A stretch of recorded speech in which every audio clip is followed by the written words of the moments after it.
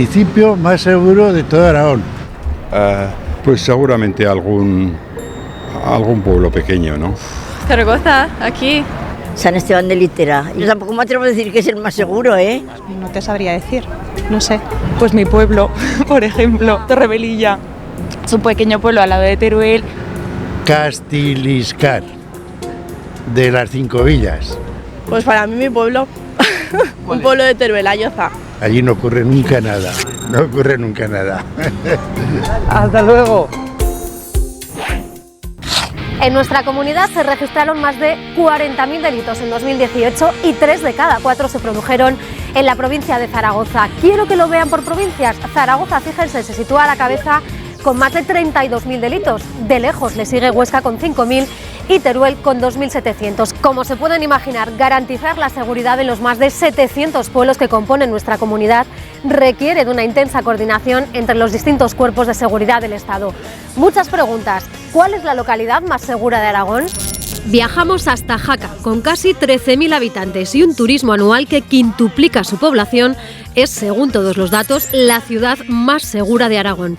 Le siguen Sabiñánigo, Calatayud y Binefar. Aquí, en Jaca, la probabilidad de sufrir un robo es un 50% menor que la media nacional.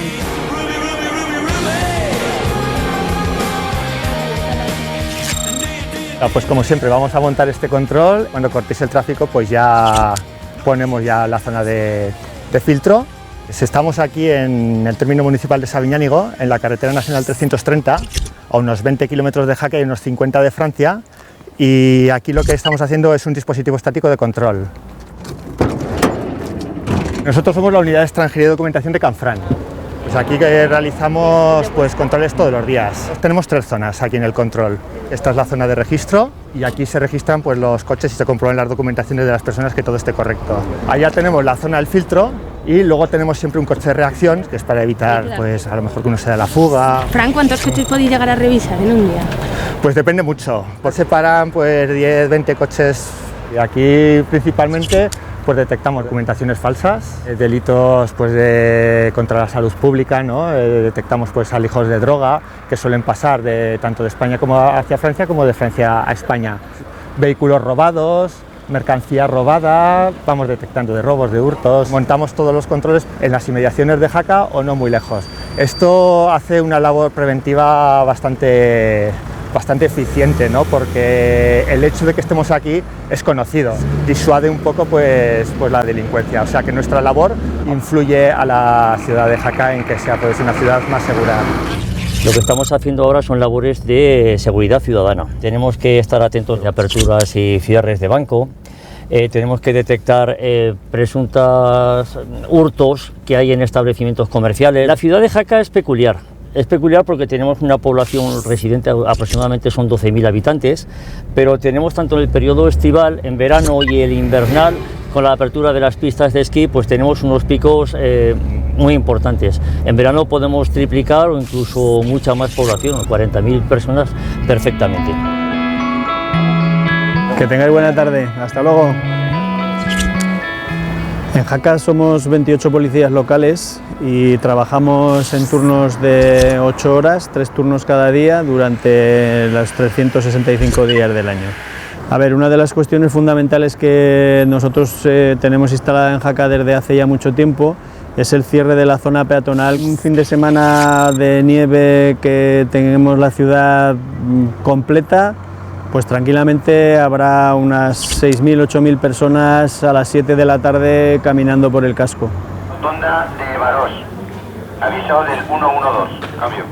Vale, recibido. H12 de J2. ¿Te puedes acercar por esa zona? Bien, tenemos un circuito cerrado de cámaras de televisión que graban las 24 horas y están situadas en todo el entorno de la calle mayor del ayuntamiento, y con eso garantizamos la seguridad del edificio.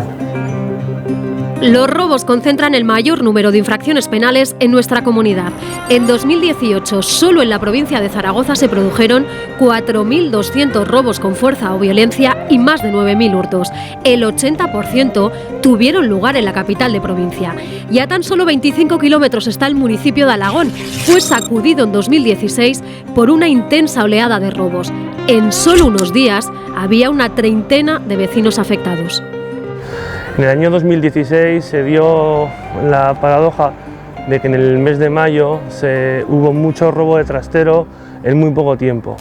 La situación ocurrió pues porque un grupo de menores... Sí, además eran de aquí, de la localidad, ¿no? Uno sí, era de aquí, de Alagón, y pues bueno, decidieron perpetrar varios delitos y les daban por las bicicletas de alto valor. Entonces, pues bueno, a lo mejor una quincena de denuncias, una veintena sí que hubo de este tipo de actos, que luego enseguida se frenaron y en 2017, 2018 y en lo que llamamos 2019, la situación está tal y como ha sido habitualmente. Hay robos, pero como en cualquier otra localidad.